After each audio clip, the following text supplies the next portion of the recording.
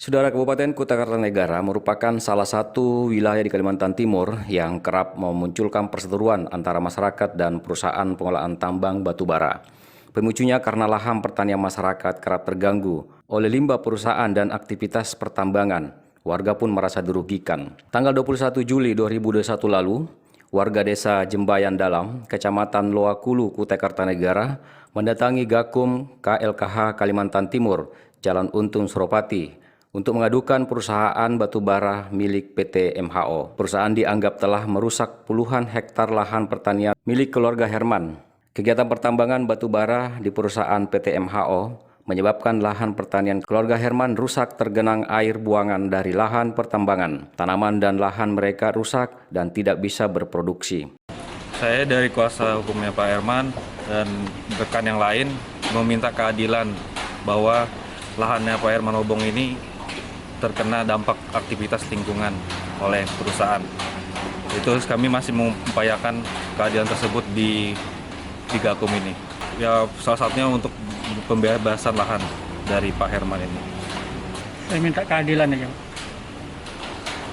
Ya, dari air maupun dari rumah juga debu apa segala, rumah pun tidak bisa ditempati, jalan pun rusak masuk ke situ ke rumah. Tanaman ya tanaman tidak bisa di situ.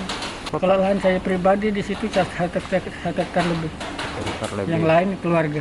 Punya Pak Hamsia, Pak Haji Arsuni, terus Pak Main yang kena dampak itu tadi. Dan berapa keluasan lahan itu?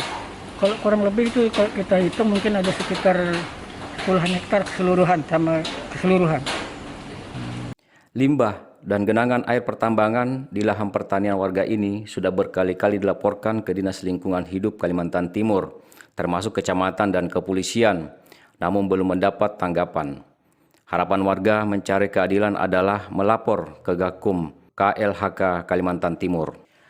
Haskia David Asmin, kuasa hukum keluarga Herman, mengatakan pelaporan ke Gakum KLHK ditempuh karena laporan kliennya diabaikan oleh aparat dan pemerintah.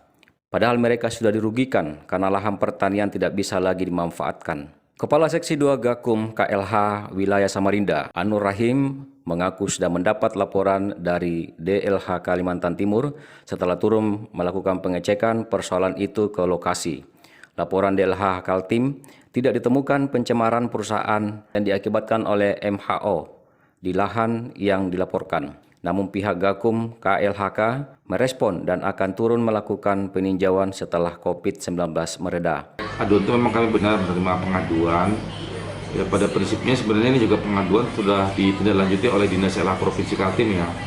Nah, dengan pokok aduan yang kurang lebih objeknya sama, tapi saya terkait aduan itu saya juga kurang terlalu ini ya. Tapi prinsipnya Dinas LH sudah turun, namun pada saat itu mungkin dari LH melihat dari sisi pencemarannya waktu itu yang belum menemukannya, pengacara atau apa gitu ya, kemarin juga memasukkan surat ke kami. Nah, prinsipnya kami dari Gakum sesuai dengan tupoksi kami pasti akan merespon gitu ya. Kami akan menurunkan tim verifikasi lapangan untuk melihat apa benar terjadi sesuai dengan aduan tadi. Mungkin kalau aduan pencemaran kita belum bisa mengatakan itu ya. Pada prinsipnya kami akan melihat fakta di lapangan. Pemerintah harus bijak menyelesaikan konflik perusahaan dan masyarakat agar keadilan dapat ditempuh di tengah-tengah masyarakat. Dari Tenggarong, BKTV Hardi melaporkan.